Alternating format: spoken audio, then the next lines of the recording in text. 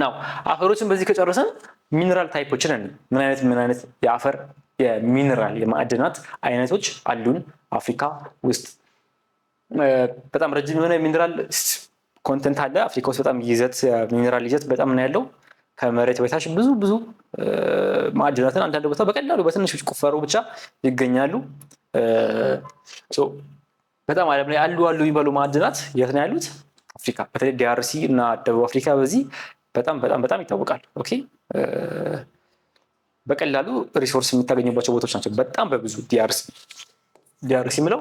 ዲሞክራቲክ ሪፐብሊክ ኦፍ ኮንጎ ነው ከኮንጎ ሪፐብሊክ ለመለየት ከዲሞክራቲክ ኮንጎ ይሄ ዲሞክራቲክ ሪፐብሊክ ኦፍ ኮንጎ ነው ከዛ ደግሞ ሪፐብሊክ ኦፍ ኮንጎ አለ ይሄ ዛይር የነበረው ማለት ነው ኦኬ ዛይር የነበረው አሁን ላይ ኮንጎ ኪንሻሳ የሚባለው ሁለት ኮንጎ ነው ያለው ባይዘው ኪንሻሳ ዲአርሲ ስንል ኮንጎ ኪንሻሳ ነው ዛይር የነበረው ኮንጎ ዝም ብለን ኮንጎ ለብቻው ካልን ነው ወይ ሪፐብሊክ ኦፍ ኮንጎ ካልን ስለማን ነው ያወራን ያለነው ስለ ኮንጎ ብራዛቪል ያው አፍሪካ የአውሮፓ ኮሎናይዜሽን ጊዜ ነው የቀኝ ግዛት ጊዜ ነው የለያዩዋቸው ሁለት ሀገራት ለጉዝ ለመከፋፈል እንዲያመቻቸው በማለት በፊት በርግጥ አንድ ሀገር አልነበሩ ክላኖች ነበሩ እርስ በርሳቸው አንዳንዴ ፍቅር አንዳንዴ ብዙም ያልሆነ ፍቅር ይኖራቸዋል ግን የነበሩ ግዛቶች ነበሩ ግን የኮንጎ ሪቨርን መስረት አድርገው ከፈሉት የበርሊን ኮንፈረንስ የሚባል የምታስታውሱ ከሆነ አፍሪካን ለሁለት የከፈላት ማለት ነው ለሁለት ሰው ለብዙ ቦታ የከፈላት ለቀኝ ገዢ አውሮፓውያን ሀገሮች የተከፋፈሉበት ኮንፈረንስ ነው በርሊን ኮንፈረንስ የዛን ጊዜ ተከፋፍለው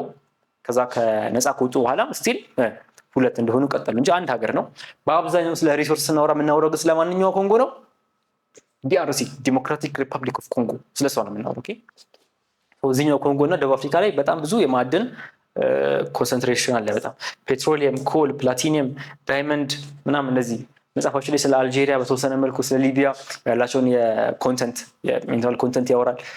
ናይጄሪያ በጣም ትልቅ አፍሪካ ውስጥ በጣም ትልቅ የሆነች የፔትሮሊየም አምራች ሀገር ነች የነዳጅ አውጪ ሀገር አፍሪካ ውስጥ ማነች ናይጄሪያ ኦኬ ሶ አፍሪካስ ሚነራል ፕሮዳክትስ ዲአርሲ ኤንድ ዛምቢያ ዲአርሲ ያልኳቸው እንቀችኛው ኮንጎ ትልቋ ኮንጎ ብዙ ሪሶርስ ያለባት ኮንጎ እና ዛምቢያ ዓለም ላይ ከግማሽ በላይ የሚሆነውን ኮባልት ያላቸው ሁለቱ ናቸው ዲአርሲ እና ዛምቢያ በጣም ሪሶርስ አለ ኮፐር በጣም አብዛኛው ኮፐር የሚያለው የት ነው ዲአርሲ እና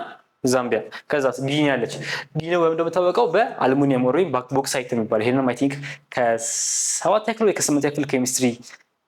በፊት የነበረው እንትን ላይ በፊት የነበረው ካሪኩለም ላይ 7ኛ እና 8ኛ ክፍል ላይ ይሰጥ የነበረ ነው አሁን ደግሞ ሜቢ 9ኛ ክፍል ላይ ስለ ቦክሳይት ወይም አሉሚኒየም ኦር አይታችሁ ሊሆን ይችላል ሶ ጊኒ በዚህ ታወቀች ነች አሉሚኒየም ኦርን ብዙ ያላት ሶ ኮባልትና ኮፐሬት ነው ዲአርሲ እና ዛምቢያ ጊኒ የምታወቀው በአሉሚኒየም ኦር ወይም በቦክሳይት ሳውዝ አፍሪካ እና ጋቦን በማንጋኔዝ አጌን ሌላ ኦር ነው ይሄም ሶ እነዚህ በዚህ ታወቀው ሳውዝ አፍሪካ አንደኛ የዓለም ክሮሚየም እና ፕላቲኒየም አምራች የሆነች ሀገር ነች ሶ አፍሪካ ሀገር ናች አፍሪካ ደቡብ አፍሪካ ሶ አፍሪካ በጣም በሪሶርስ ምንም የምትታማ ሀገር አይደለችም ኦኬ ሪሶርስ አታ ሌላ ቦታ አትሄድም አፍሪካ የምታደርገው ምንድነው ቴክኖሎጂ አታ ነው ሌላ ሀገር የምትሄደው ሌላ ሀገር የምታመጣው ኦኬ በዚህ የተሰራ ስልክ ነው ተመልሶ የሚመጣው ወይ በዚህ የተሰራ መኪና ነው ተመልሶ የሚመጣው ወይ በዚህ የተሰራ ባትሪ ነው ተመልሶ የሚመጣው ሪሶርሱ ያለው ግን እዚህ ነው ቴክኖሎጂውን ፍለጋ ኢኖቬሽኑን ፍለጋ ካፒታሉን ኢንቨስትመንቱን ፍለጋ ወደ ውጭ ሊሄድ ይችላል ሀብቱ መስሪያው ግን ያለው እዚህ ነው ኦኬ ሶ ይሄ የምታዩት የማውጫ የኮባልት ማውጫ ቦታ ነው ማዕድን ማውጫ ቦታ ማለት ነው ቁፋሮ ኦኬ ቀጥሎ ያለው ብድሮ ፎሲል ፊውሎች አሉን አልጄሪያ እና ሊቢያ ሲግኒፊካንት የሆነ ሪዘርቭ አላቸው ናይጄሪያ ግን ትልቋ ነች ከሁሉ ብዙ የምታዩት ቀደም እንዳልኳችሁ ማለት ነው ኮል ሞዛምቢክ ታንዛኒያ ኮል ማለት የድንጋይ ከሰል ማለት ነው ኦኬ በጣም ጭሳማ የሆነ በተለይ በፊት ላይ የነበሩ ባቡሮች የሚጠቀሙት ኮል ነው አሁን አዲስ አበባ ከሆነ ኤሌክትሪክ ባቡር ነው ሲላ ሀገር አቋራጩን ባቡር ከሆነ ኤሌክትሪክ ነው በፊት ግን ቴክኖሎጂ ወደ ኤሌክትሪክ ሳይመጣ በፊት ግን በኮል በድንጋይ ከሰል ነው ግን የድንጋይ ከሰል ነው በሱ በመጠቀም ነበረ ባቡሮችም መርከብም ጭምር ሳይቀር የሚንቀሳቀሰው በኮል ነበር ኦኬ ሶ ሞዛምቢክ ውስጥ ታንዛኒያ ውስጥ ዚምባብዌ እና ሳውዝ አፍሪካ ውስጥ አለ ከፍተኛ የሆነ የኮል ሪዘርቭ ማለት ነው የምትሉት ፔትሮሊየም ማጣሪያ ቦታ ነው ኦኬ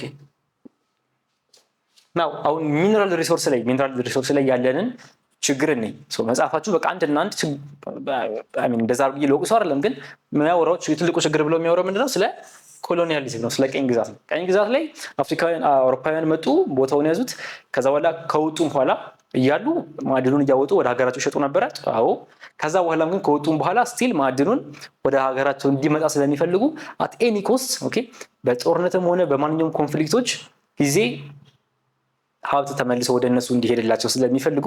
ማንኛውንም ነገር ስፖንሰር ያደርጋሉ ሶ ኢሮፒያንስ መጀመሪያ እያሉ ጨረሱት አልጨረሱም ግን ተጠቀሙ የቻሉትን ያህል ከዛ ላይ ትራንስፖርቴሽን ኢቨን ሲሰሩ መርከብ ሲሰሩ ሬልዌይ ሲሰሩ ምንድነው የሚያደርጉት እንደዚህ ቻን ሀገር ብትኖር እዛ እዚህ ጋር እንትን ካለ የሆነ ማዕድን ማውጫ ቦታ አዲስ ማዕድን ከተገኘ የሚሰሩት ወዴት ነው ወደ ከድንበር አውጥቶ ከሀገር አውጥቶ ወደሚፈልጉበት ቦታ እንዲሄድላቸው ነው የባቡር መንገድም የአስፋልት መንገድም ሆነ ኤኒ ካይንድ ኦፍ መንገድ ሲሰሩ ኤኒ ካይንድ ኦፍ ፋሲሊቲ ሲሰሩ ማዕድን ያለበትን አካባቢ ተመስርተው ነው እዚህ አካባቢ ማዕድን ካለ እዚህ አካባቢ ነው ብዙ አውሮፓውያን የምታገኙት ኦኬ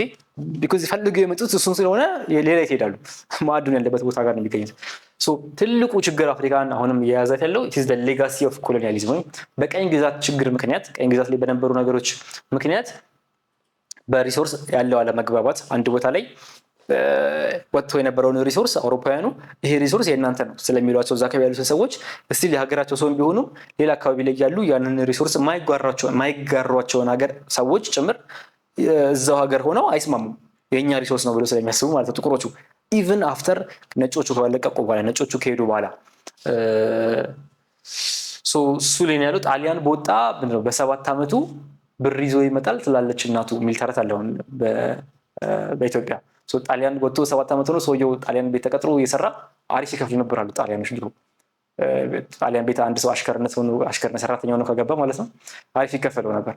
ጣሊያን ወጥቷል እኮ 7 ዓመት ሆኖታል ሴትዮ ግን አልሰማችም እና ልጇ ጣሊያን ቤት መቀጠሩን ሰምታለች በቃ አሁን እኮ ልጄ ሲመጣ ጣሊያን ቤት ነው ያለው ብዙ ብር ይመጣል ትላለች ጣሊያን እኮ ከሀገር ከወጣ ቆይቷል ተባሯል ኤም እንደዛው ነው ወጥቷል እኮ ፈረንጆቹ ግን አስቲል አሁንም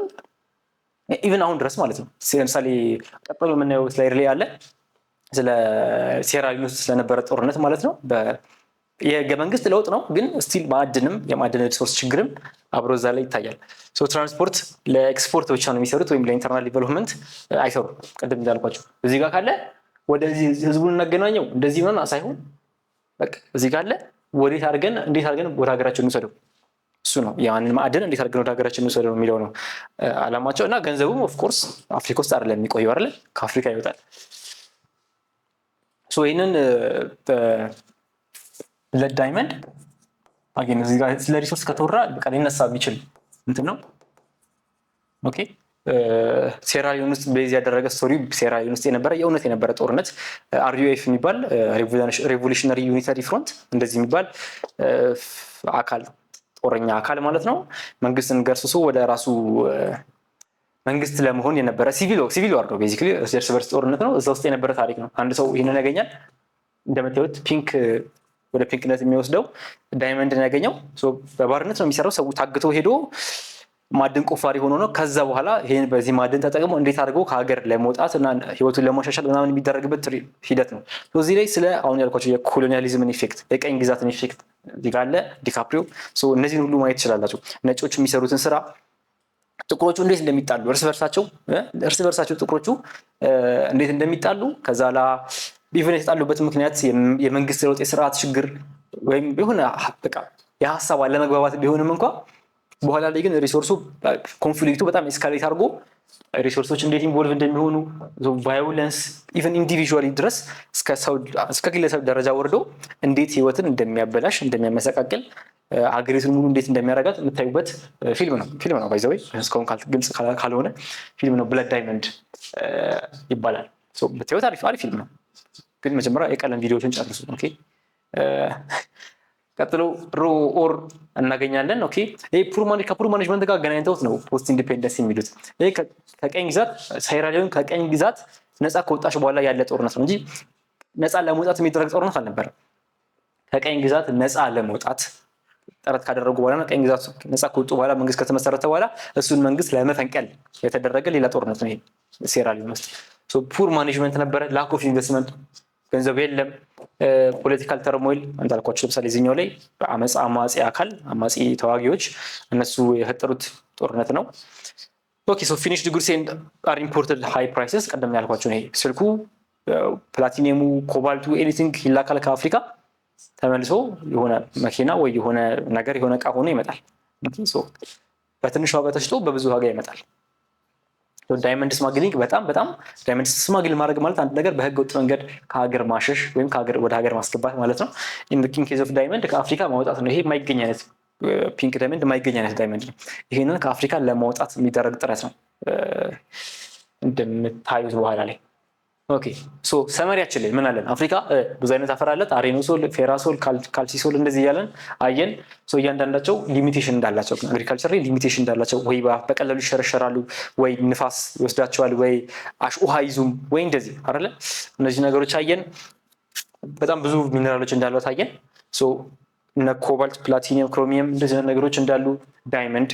አፍሪካ ውስጥ በጣም በሰፊው ያለ ሪሶርስ እንደሆነ፣ ኮሎኒያል ሌጋሲ እንዳለ ኦኬ ከቀኝ ግዛት በኋላ በተለይ አሁን እንዳየነው ቀኝ ግዛቱ ጊዜ ነጮቹ የሰሩት ስራ ከቀኝ ግዛቱ በኋላም ደግሞ ያለ ፑር ማኔጅመንት እና ፖለቲካል ተርሞይል እንዳለ እሱን አየን። ባይዘይ ዳይመንድ ለምሳሌ አሁን ከአፍሪካ እንደዚህ ወጥቶ ከሌላ አህጉራት ቢሆን ተፈጥሯዊ ዳይመንድ አለ፣ ግን ደግሞ አርቲፊሻሊ ዳይመንድ እንደሚስ ይሰራል። ኦኬ ላቦራቶሪ ውስጥ የካርበን እንትንን ፓርቲክሎችን ማጠጋጋት ነው ቤዚክሊ ዳይመንድ ማለት። ሶ ላቦራቶሪ ውስጥ ይሰራል፣ በቀላሉ ዳይመንድ መስራት ይቻላል። ግን ቫሊዩ እኩል አይደለም። ዳይመንድ የተሰራ ላብ ውስጥ ላቦራቶሪ ውስጥ የተሰራ ቤተ ሙከራ ውስጥ የተሰራ ዳይመንድ እና ከመሬት ተቆፍሮ የወጣ ዳይመንድ አንድ አይደለም። ዋጋቸውም አንድ አይደለም። በጣም በብዙ ጥፍ ይለያያል። ግን ሲል ዳይመንድ ነው። ኦኬ